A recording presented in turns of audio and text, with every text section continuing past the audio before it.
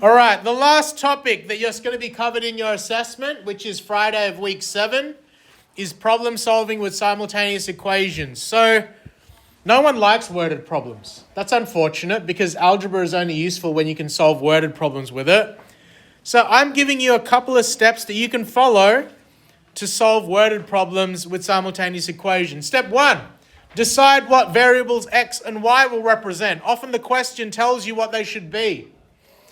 Step 2, construct 2 equations from the information connecting x and y. Solve the simultaneous equations by elimination. That's what I taught you on Monday. And then please, there is 1 mark associated with you answering in sentence form. So don't just tell me x equals blah, y equals blah. You need to say it in words. This little star note here. I know you don't like worded problems. Worded problems are all different. So step 2, this constructing equations can be hard because there's not one way to do it. I can't give you steps for every possible worded problem possible under the sun. There would be too much to write. So the way that you get better at stuff is to practice it. You need to practice the scenarios on the timeline. So can you get the steps down, please? And then I'll show you how we deal with example, the adult tickets. Do you both have devices? Do you have laptops and iPads? Yeah. You can get them out and you can open. I'll show you how you access the material.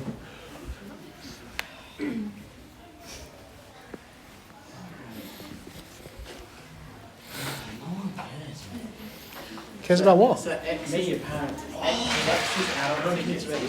Yes, I like it. You already answered it. Look at you, speed running. Shh. Don't distract them. Then you. Jeez. It's no good. Don't sit with that. Let's look at the example. Example, 2 adult tickets, 3 children's tickets to play cost $45. And then 3 adult tickets and 4 children's tickets cost $64. We have 2 scenarios here. Adult tickets, 2 adult tickets, I'll color in blue. 3 children's tickets, and that's $45. That's scenario 1 is in grey. Scenario 2 I'm going to do in green. 3 adult and 4 children's cost $64. I wish I could identify you, but I can't. Our friend, our tall basketball-loving friend here, told us that the first step is exactly the step that it says up there. Decide what variables x and y represent. Do you agree that the question tells you what you should make x and y be? Find the cost of adult tickets. So let's say x equals cost of adult tickets. What could y be then? What is the other variable in this scenario? Children's tickets. Cost of children tickets. So you've decided what x and y represent. Step 2, the hard step. Construct 2 equations from the question information. So the grey information. What does it say 2 adult tickets and 3 children's tickets cost?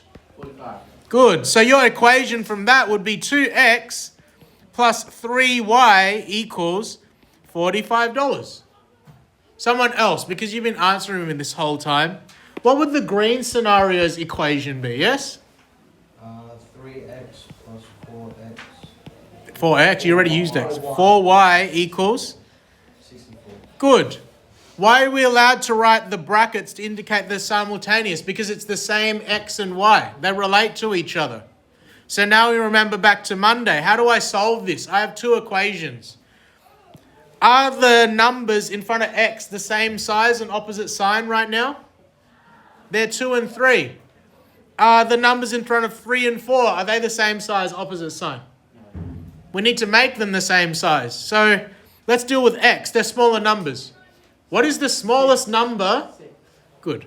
The smallest number that 2 and 3 both go into nicely is 6. So if I times the top one by 3, that's going to make it 6x, etc. What do I need to times the bottom by to make it negative 6? Because if I just times it by 2, it's going to remain 6x, yes? -2. So I times the bottom by -2. So what is this going to look like now? Times the top by 3, 6x plus 9y equals, I don't know my 45 times tables. 45 times by 3, 135. So all I did there, you guys help me, you decided that these aren't the same size. They're not opposite sign. How are we going to make them the same size? Smallest number they both go into is 6. So times the top by 3, times the bottom by -2. We've done that for the top. Let's times the bottom by -2. -6x, take 8y equals -128. Now you can add vertically. If I have positive 6x plus -6x, huh? No, you're adding them vertically. So if you have positive 6x plus -6x, is the same as taking it. How many x's do I have left? None. I have 0 x's. If I have positive 9y's, take 8y's, how many y's do I have? 1. So plus 1y equals, what's 135 take 128? I suck at subtraction. I think it's 7. 135 take 128. 7. So what's that telling me? Y equals $7. So children's tickets are $7, but the question is asking me, I want to know what the adult tickets cost. So I need to put that y into, which is the easier looking OG equation? Which of these two? 2 plus 3. Yeah, the 2x plus 3y, it's smaller numbers. So let's chuck that into there. 2x plus 3 times by 7 equals 45. What is 3 times by 7? Anyone? 2x plus 21 equals 45. How do I get rid of adding 21? What is the reverse of adding 21? Subtract 21. So if you take 21 from both sides, 2x is equal to 24. 24. What's the 2 doing to x there in red? Timesing. What's the opposite of timesing by 2? Divide by 2.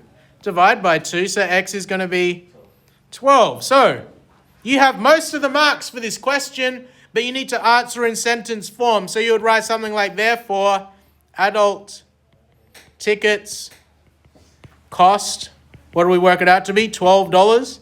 And children's tickets cost $7. Can you get that example down, please? The practice that I would like you to do is exercise 15D, 1, 3, 5, 7, 9, 11. Friday, you get your practice test with solutions, and I recorded a video of me answering those questions. You get your example cheat sheet on Friday as well, and then you got a week to work until Friday of week 7. I'll stop the recording now.